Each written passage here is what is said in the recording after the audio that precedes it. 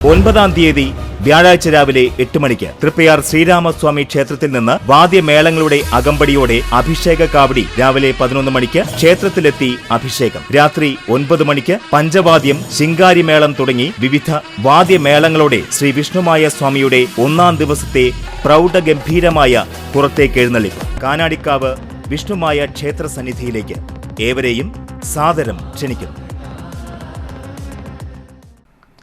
സംസ്ഥാന സ്കൂൾ കലോത്സവങ്ങളിൽ വർഷങ്ങളായി തുള്ളൽ കലയിൽ പരിശീലകനായുള്ള മണലൂർ തുള്ളൽ കളരിയിലെ പ്രധാന ആശാൻ മണലൂർ ഗോപിനാഥിന് കൂനമൂച്ചി സത്സംഘ തുള്ളൽ പ്രതിഭാ പുരസ്കാരം നൽകി ആദരിച്ചു.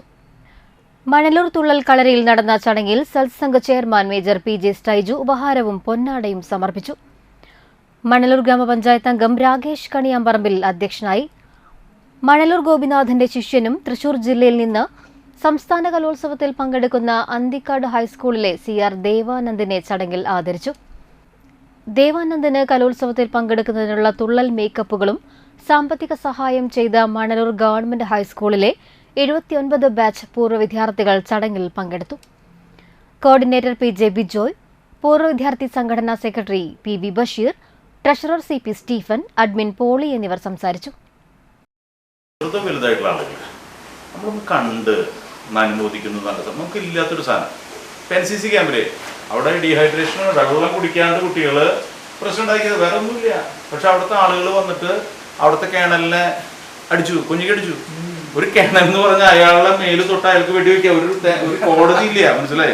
ഞങ്ങൾ യൂണിഫോമില് ഞങ്ങൾ എന്തെങ്കിലും ചെയ്ത് കഴിഞ്ഞാൽ, പ്രത്യേകിച്ച് ഞങ്ങളുടെ ഏരിയ എന്ന് പറയും, കണ്ടോൺമെന്റ് ഏരിയ, ക്യാമ്പ് ഏരിയ എന്നൊക്കെ നിങ്ങളുടെ ഏരിയ, ആ ഏരിയയിൽ നമുക്ക് അയാളെ കൊഞ്ഞിക്കടിക്കുക. ഇന്ന് കേരളം ഏറ്റവും മോശം, ഞങ്ങളുടെ ഗ്രൂപ്പിലൊക്കെ എത്ര മോശമായിട്ട് കേരളം, സാക്ഷര കേരളം, സുന്ദര കേരളം, ഗോഡ്സ് ഓൺ കൺട്രി എന്നൊക്കെ പറഞ്ഞിട്ട് എന്തുട്ട് സ്റ്റേജ് വന്നിട്ട് രാജ്യം വളരെ മോശമായിട്ട് എഴുതിയിരിക്കും. മനസ്സിലായി? അപ്പൊ നമ്മുടെ ആളുകളൊക്കെ പെട്ടെന്നൊരു വൈകാരികമായ ഒരു അറ്റാക്കാണ്. എവിടെയാണ് ബന്ധപ്പെടുന്നത്? ഇങ്ങനെ ഒരു കാര്യം ഉറപ്പാണ്, ഏത് സൈന്യമാണെങ്കിലും പോലീസാണെങ്കിലും അതിന് മുകളിലൊക്കെ ചോദിക്കുക ആളുകളുണ്ട്.